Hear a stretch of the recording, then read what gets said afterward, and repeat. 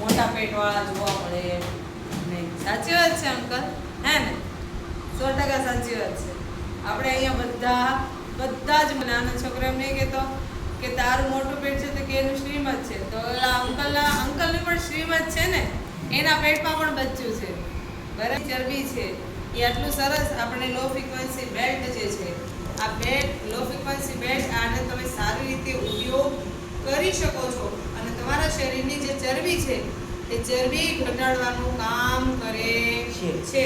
જો દિવસમાં 3 વખત થેરાપી લેવામાં આવે બેલ્ટની, તો તમારી ચરબી ઘટે ને ઘટે. તમે આપણી જે બેલ્ટ છે એ કઈ રીતે ઉપયોગ થાય છે એ આપણે પૂજા મેડમ બતાવશે. જોઈએ તો પેટ ઉપર બાંધવાનું છે. પેટ ઉપર બાંધવા માટે ભીનો રૂમાલ બેલ્ટ ઉપર મૂકવાનો, પેટ ઉપર બાંધી શકો છો, બરાબર. તમે કમર દુખતી હોય તો કમર પણ બાંધી શકો છો. કમર પણ બાંધી શકો છો.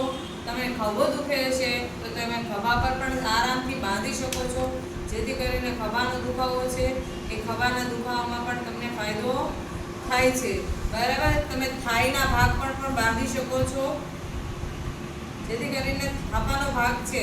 ઘણા લોકોને આપણે અહીંયા કુસુમ આંટી બેડ ઘરે લઈ ગયા છે ને, એ આંટીને થાપાના ભાગમાં બહુ બધો પ્રોબ્લેમ થતો હતો, દુખાવો એટલો થાય, નસો ખેંચાય, ત્યાં ગાંઠો થઈ ગઈ હતી.